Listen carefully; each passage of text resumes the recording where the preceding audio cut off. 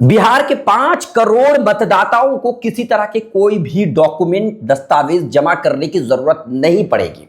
यानी किसी तरह का कोई कागज दिखाने की जरूरत नहीं पड़ेगी। उनका नाम अगर है तो फिर उन्हें दिक्कत नहीं पेश आने वाली है। लेकिन 3 करोड़ ऐसे मतदाता हैं जिन्हें डॉक्यूमेंट दिखाने की जरूरत पड़ेगी, दस्तावेज जमा करने की जरूरत पड़ेगी। ये कौन लोग हैं? ये ऐसे कौन 5 करोड़ मतदाता हैं जिनको किसी तरह का कोई डॉक्यूमेंट दिखाने की जरूरत नहीं पड़ेगी? और 3 करोड़ मतदाता वो कौन से हैं जिन्हें डॉक्यूमेंट्स दिखाने की जरूरत पड़ेगी? और वो डॉक्यूमेंट्स कौन कौन होंगे, हम आपको बताएंगे। ट्रू रिपोर्ट्स में आपका स्वागत है। मैं हूं आपके साथ मुनव्वर आलम। बिहार विधानसभा का चुनाव कुछ ही समय के बाद होना है और ऐसे में चुनाव आयोग की तरफ से वोटरों की, मतदाताओं की गहन जांच पड़ताल की जा रही है, गहन पुनरीक्षण की जा रही है। यानी कि जांच पड़ताल करने के बाद जो सही वोटर्स हैं उनका नाम नहीं छूटना चाहिए, और जो गलत वोटर्स हैं, जो फर्जी वोटर्स हैं, जो बोगस हैं, जो किसी भी तरीके से ठग करके वोट करते हैं और फिर जो है पार्टियों को जिताने की कोशिश करते हैं, ऐसे लोगों को छांटने की कोशिश की जाएगी। और यही काम चुनाव आयोग करते नजर आ रहे हैं। लेकिन आपको बता दें कि इसे 5 करोड़ मतदाताओं को किसी तरह का कोई टेंशन लेने की जरूरत नहीं है, क्योंकि उन्हें किसी तरह का कोई कागज दिखाने की जरूरत नहीं पड़ेगी। चुनाव आयोग की तरफ से प्रेस रिलीज जारी किया गया है और उस प्रेस रिलीज में कहा गया है कि 1/1/2003 में जो वोटर लिस्ट जारी किया गया था, उस वोटर लिस्ट में जिनका भी नाम है उनको किसी तरह का कोई डॉक्यूमेंट देने की जरूरत नहीं पड़ेगी। अब मैं आपको मिसाल के तौर पर समझाना चाहता हूं, उदाहरण देकर के। जैसे मान लीजिए मेरे पिताजी का नाम अगर 1/1/2003 के वोटर लिस्ट में नाम है, तो फिर मेरे पिताजी को या मेरी माताजी को किसी तरह का कोई डॉक्यूमेंट देने की जरूरत नहीं पड़ेगी। सिर्फ उन्हें जो है, जो डिटेल्स दिया गया है, अगर उस डिटेल्स में किसी तरह की कोई कमी बेशी है तो वो चेक करेंगे और फिर एक गणना पत्र है उसको भरेंगे और जमा कर देंगे। उन्हें किसी तरह का कोई अतिरिक्त डॉक्यूमेंट, यानी कि उसके अलावा किसी तरह का कोई डॉक्यूमेंट, दस्तावेज जमा करने की जरूरत नहीं पड़ेगी।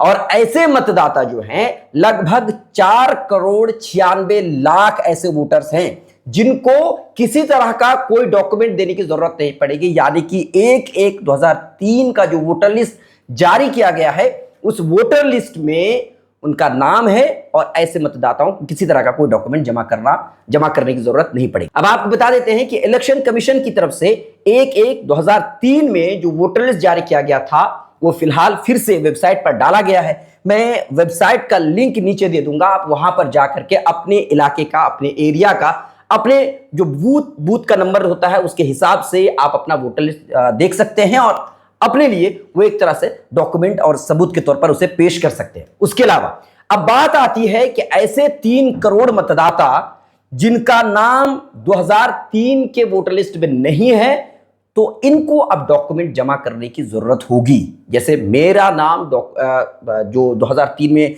वोटर लिस्ट जारी किया गया था उसमें मेरा नाम नहीं है, तो मुझे डॉक्यूमेंट जमा करने पड़ेंगे। मेरे माता पिता का नाम है, उनको डॉक्यूमेंट जमा करने की जरूरत नहीं है, लेकिन मुझे जरूरत होगी क्योंकि 2003 के वोटर लिस्ट में मेरा नाम नहीं है, इसीलिए मुझे डॉक्यूमेंट जमा करने होंगे। अब आपके सामने प्रेस रिलीज है, जो चुनाव आयोग की तरफ से जो प्रेस रिलीज जारी किया गया है उसमें लिखा हुआ है, वह पढ़कर के आपको सुनाना चाहता हूं, आप सुन लीजिए। लिखा है कि वर्तमान में 7,89,69,844 मतदाताओं में से लगभग 4,96,00,000 मतदाताओं के नाम पहले से दिनांक 1/1/2003 के अंतिम गहन पुनरीक्षित मतदाता सूची में शामिल है। यानी कि 4,96,00,000 मतदाता है जो 2003 की सूची में उनका नाम शामिल है। ऐसे मतदाताओं को केवल अपनी प्रविष्टियों की पुष्टि करनी है, मतलब जो डिटेल्स है उसका जांच करना है, ठीक है या नहीं है, उन्हें पुष्टि करनी है और गणना पर पत्र भर करके जमा करना है।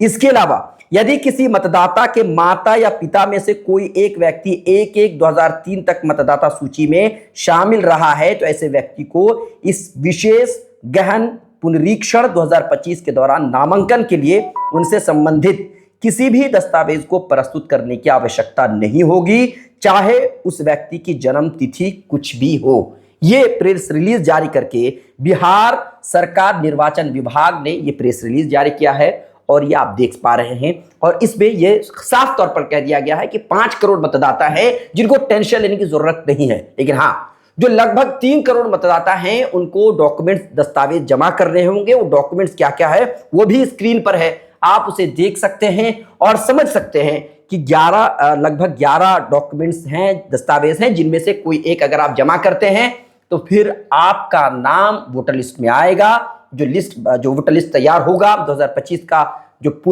गहन पुनरीक्षण किया जा रहा है, गहन जांच पड़ताल किया जा रहा है, उसके बाद जो वोटर लिस्ट सामने आएगा उस वोटर लिस्ट में इन्हीं 11 दस्तावेज के आधार पर आपका नाम आएगा, मेरा नाम आएगा। वो क्या क्या चीज है मैं आपको बता देता हूं। केंद्र हो, राज्य हो या पीएसयू के नियमित कर्मचारी या पेंशन भोगी के लिए जो पहचान पत्र दिया गया है उस पहचान पत्र का इस्तेमाल किया जा सकता है। नंबर 2, 1/7/1987 से पहले अगर सरकार की तरफ से, स्थानीय प्राधिकरण की तरफ से, बैंक या डाकघर या एलआईसी या पीएसयू के द्वारा कोई अगर प्रमाण पत्र दिया गया है, कोई दस्तावेज दिया गया है, पहचान पत्र दिया गया है, तो उसका इस्तेमाल वेरिफिकेशन के लिए किया जा सकता है। सक्षम प्राधिकार द्वारा निर्गत जन्म प्रमाण पत्र, अगर किसी के पास जन्म प्रमाण पत्र है तो इसका इस्तेमाल किया जा सकता है। पासपोर्ट है, इसका इस्तेमाल किया जा सकता है। मान्यता प्राप्त बोर्ड से या फिर यूनिवर्सिटी से, कॉलेज से अगर मैट्रिक किया गया है तो मैट्रिक का जो सर्टिफिकेट है उसका इस्तेमाल किया जा सकता है। नंबर 6, सरकार की तरफ से जो निवास प्रमाण पत्र है उसका इस्तेमाल किया जा सकता है। वन अधिकार प्रमाण पत्र ये भी इस्तेमाल किया जा सकता है।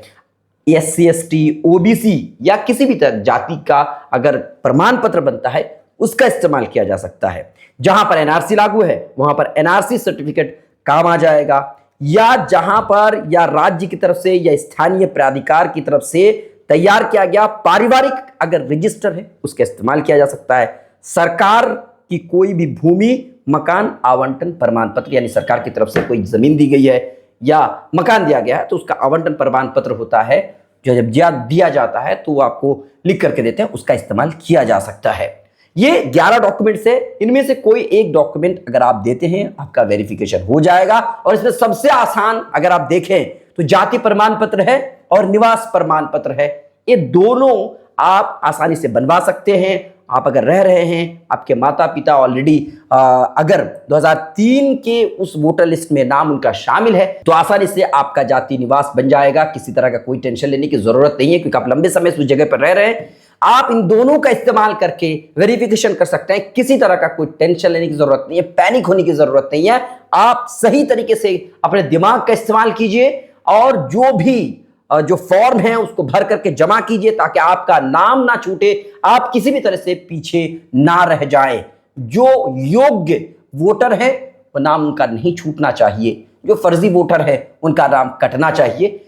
आप किस पर है क्या राय, आपको किस तरह के कष्ट और परेशानियों का सामना करना पड़ रहा है, आप हमें लिख सकते हैं। अगर आपका कोई सवाल भी है तो भी आप लिखिए। हम अगली बार किसी से बात करके उस सवाल का जवाब लेकर हम आपके सामने हाजिर होंगे। आप लिखिए हमें। अभी तक के लिए इतना ही, बहुत बहुत शुक्रिया।